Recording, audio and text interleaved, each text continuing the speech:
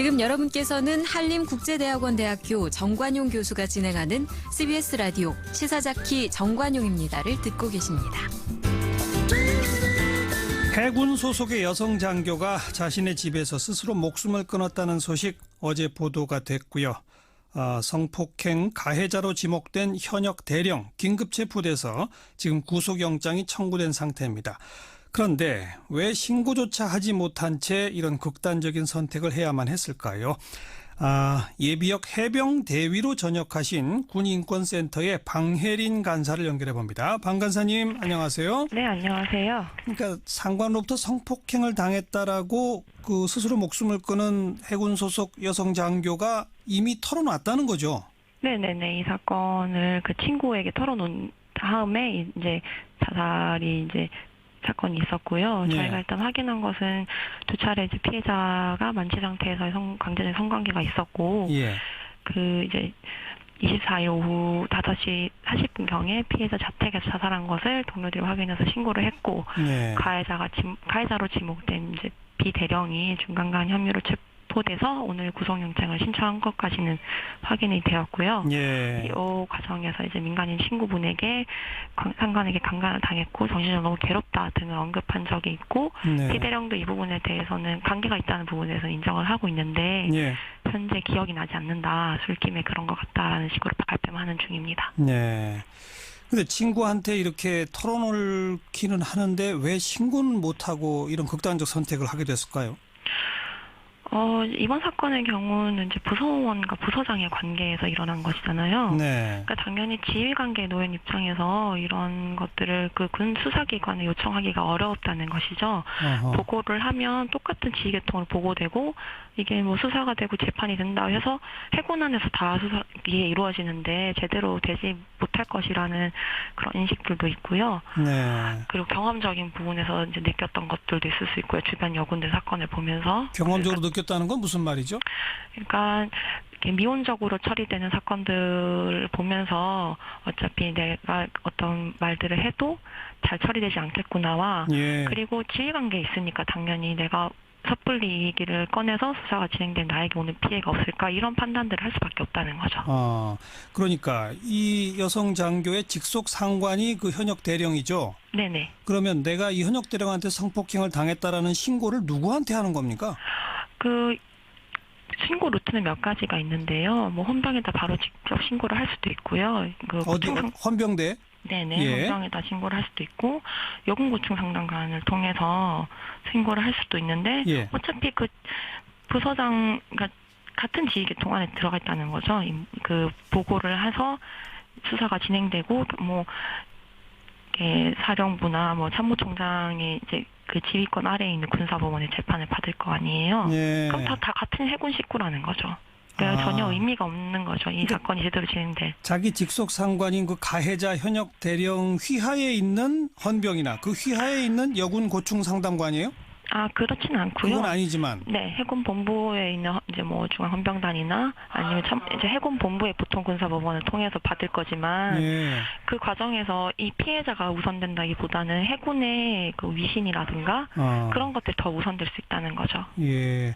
통상 항상 그렇게 됩니까? 이런 뭐 성추행이나 성폭행 신고를 해도 유야무야되는 사례가 더 많아요? 요 사건이 가장 좀 유사한 게 2014년에 있었던 오해란 대위 자살 사건인데요. 네. 이 부분이 좀 많이 유사하거든요. 예. 그 같은 부서 안에 있는 부서장에게 이제 지속적인 성추행과 가혹행위를 당했었고, 예. 그때도 이제 뭐 긴급 체포되고 구속영장은 청구되고 하는 과정들이 있었죠. 근데 예. 결국에는 1심에서 집행유예가 나왔잖아요. 본인이 그 모든 정황에서 성추행과 가혹행위가 엄연하게 다 증명이 되는데, 예. 집행유예가 나왔다는 것은 당연히 이 사람 제 식구 감싸기 의식의 양형이라고밖에 볼 수 없는 것이고요. 다 유죄가 인정됐는데도 집행유예다? 네. 참. 이게 근데 뭐 회식 이후에 벌어진 일이라면서요?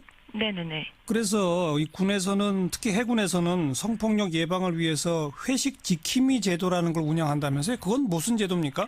그러니까 간단하게 설명하면 그 회식 자리에 있는 일명 그 같이 회식에 참가하는 중 1명을 회식 지킴이로 정하고 이 회식의 전반적 상황들 다 점검을 하는 거죠. 뭐 예.